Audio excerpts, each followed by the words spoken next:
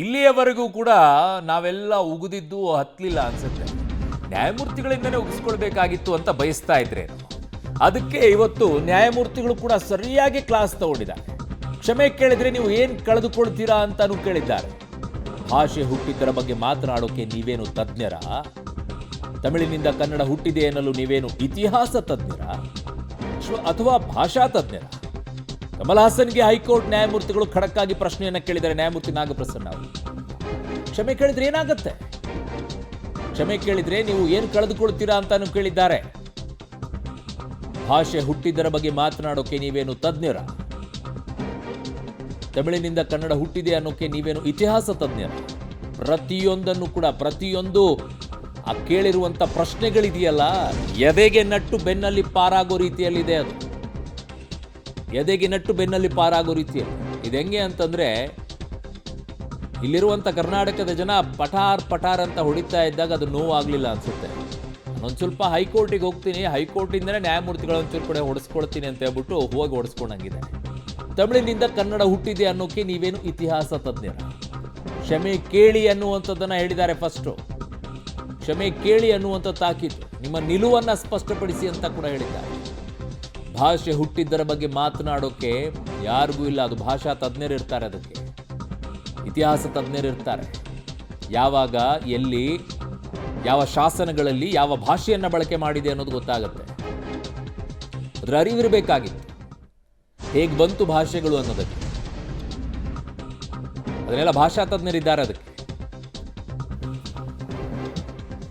ನನ್ನ ಸಹೋದ್ಯೋಗಿ ಮುರಳೀಧರ್ ನನ್ನ ಸಂಪರ್ಕಕ್ಕೆ ಸಿಗ್ತಾ ಇದ್ದಾರೆ. ಮುರಳಿ, ನ್ಯಾಯಮೂರ್ತಿ ನಾಗಪ್ರಸನ್ನ ಸರಿಗಂತೂ ಇವತ್ತು ಇಡೀ ಕರ್ನಾಟಕದ ಜನ ಒಂದು ದೊಡ್ಡ ನಮಸ್ಕಾರ ಹಾಕೋದಂತೂ ಯಾವ ಅನುಮಾನನೂ ಕೂಡ ಇಲ್ಲ.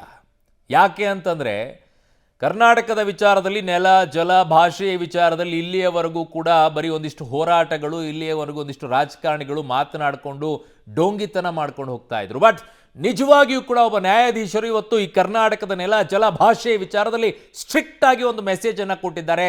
ಆ ಕಡೆಗೆ ಮಹಾರಾಷ್ಟ್ರದವರು ಕೂಡ ಕಿರಿಕ್ ಮಾಡೋ ಹಾಗಿಲ್ಲ, ಈ ಕಡೆಗೆ ತಮಿಳುನಾಡವರು ಕಿರಿಕ್ ಮಾಡೋ ಹಾಗಿಲ್ಲ, ಆ ಕಡೆಗೆ ಆಂಧ್ರ ತೆಲಂಗಾಣದವರು ಕೂಡ ಕಿರಿಕ್ ಮಾಡೋಂಗಿಲ್ಲ, ಕೇರಳದವರು ಕಿರಿಕ್ ಮಾಡೋಂಗಿಲ್ಲ. It's a good message. ಇವತ್ತು ಕ್ಲಿಯರ್ ಕಟ್ ಆಗಿದೆ ಅಲ್ವಾ ಮುರಳಿ?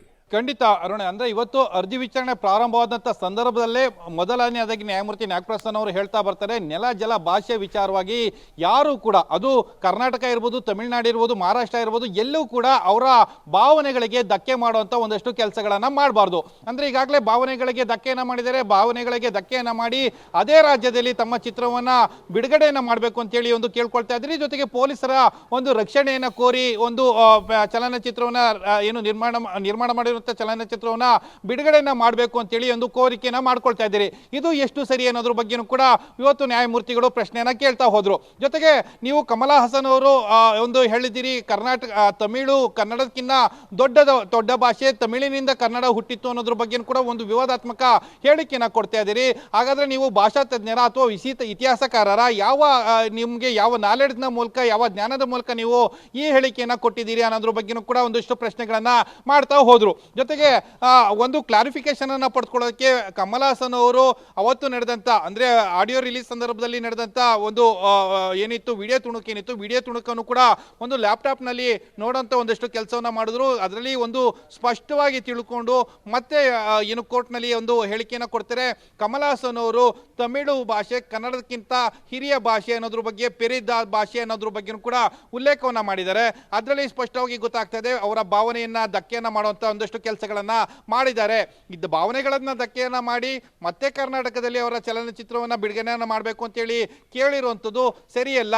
ಅಂದ್ರೆ ಕ್ಷಮೆಯನ್ನ ಕೇಳಬೇಕು, ಕ್ಷಮೆಯನ್ನ ಕೇಳಿ ಅದಾದ ನಂತರ ಒಂದು ಸರಾಗವಾಗಿ ಚಲನಚಿತ್ರ ಬಿಡುಗಡೆ ಆಗೋದಕ್ಕೆ ಒಂದಷ್ಟು ತೀರ್ಮಾನವನ್ನ ಮಾಡಿಕೊಳ್ಬೇಕು ಅನ್ನೋದ್ರ ಬಗ್ಗೆನೂ ಕೂಡ ಇವತ್ತು ನ್ಯಾಯಮೂರ್ತಿಗಳು ಒಂದು ನಿರ್ದೇಶನವನ್ನು ಕೊಟ್ಟರು ಮತ್ತು ಒಂದು ಸಲಹೆಯನ್ನು ಕೂಡ ಕೊಟ್ಟರು.